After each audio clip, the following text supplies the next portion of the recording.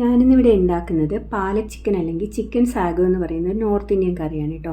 ഇനി നമുക്ക് മെയിനായിട്ട് പാലക്കാണ് വേണ്ടത്. 2 ബഞ്ച് എടുത്തിട്ടുണ്ട്. നമുക്കിതിനെ നല്ലപോലെ കഴുകി വൃത്തിയാക്കിയതിന് ശേഷം തിളച്ച വെള്ളത്തിൽ ഒരു 10 സെക്കൻഡ് ബോയിൽ ചെയ്ത് അതിനെ പെട്ടെന്ന് തന്നെ തണുത്ത വെള്ളത്തിലേക്ക് മാറ്റണം കേട്ടോ. ഇനി ബ്ലാഞ്ചിങ് എന്നാണ് പറയുന്നത്. ഇങ്ങനെ ചെയ്യുമ്പോൾ ആ പാലക്കിൻ്റെ കളർ നല്ലപോലെ തന്നെ നിൽക്കും കേട്ടോ.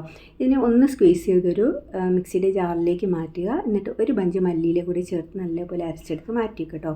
ഒരു കടായിലേക്ക് സൺഫ്ലവർ ഓയിൽ ഒഴിച്ചു കൊടുത്ത് ജീരകം പിന്നെ ഹോൾ ഗരം മസാല ഇതെല്ലാം കൂടി ഇട്ട് ഒന്ന് മൂത്ത് വരുമ്പോൾ ഒരു 3 സവോള നൈസായി അരിഞ്ഞത് ചേർത്ത് കൊടുത്ത് നല്ലപോലെ മൂപ്പിച്ചെടുക്കണം കേട്ടോ.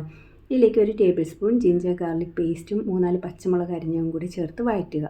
പിന്നെ അടുത്തത് നമുക്ക് വേണ്ടത് ഇതിലേക്ക് ഒരു ടൊമാറ്റോ നല്ലപോലെ അരിഞ്ഞെടുത്ത് അതും കൂടി ചേർത്ത് നല്ല സോഫ്റ്റ് ആവുന്നവരെ വഴറ്റിയെടുക്കണം കേട്ടോ. അടുത്ത ഇനി ഇതിലേക്ക് ചേർത്ത് കൊടുക്കേണ്ടത് മഞ്ഞൾപ്പൊടി, മുളക് പൊടി, മല്ലിപ്പൊടി, ജീരകപ്പൊടി, ഗരം മസാലപ്പൊടി ഇതെല്ലാം കൂടി ചേർത്ത് കൊടുത്ത് ഒന്ന് വഴറ്റിയതിന് ശേഷം വെള്ളം ചേർത്ത് കൊടുക്കുക. മസാല കരിയാതിരിക്കുന്നതിന് വേണ്ടിയാണ് വെള്ളം ചേർത്ത് കൊടുക്കുന്നത്. പിന്നീട് ആവശ്യത്തിന് ഉപ്പും ചേർത്ത് കൊടുത്തതിന് ശേഷം ഇതിലേക്ക് നമുക്ക് ചിക്കൻ ചേർത്ത് കൊടുക്കാം. ചിക്കൻ ചേർത്ത് നല്ലതുപോലെ ഒന്ന് ഇളക്കി നമ്മൾ നേരത്തെ അരച്ചു വെച്ചിരിക്കുന്ന പാലക്ക് ഉണ്ടല്ലോ അതുകൂടി ചേർത്ത് കൊടുക്കുക. എന്നിട്ട് കുറച്ച് വെള്ളം കൂടെ ഒന്ന് വാഷ് ഔട്ട് ചെയ്ത് ആ ജാറിൽ ഒന്ന് വാഷ് ഔട്ട് ചെയ്ത് അതും കൂടി ചേർത്ത് കൊടുത്ത് നല്ലപോലെ ഇളക്കി അടച്ചു വെച്ച് ഒരു 10-15 മിനിറ്റ് വേവിക്കണം കേട്ടോ.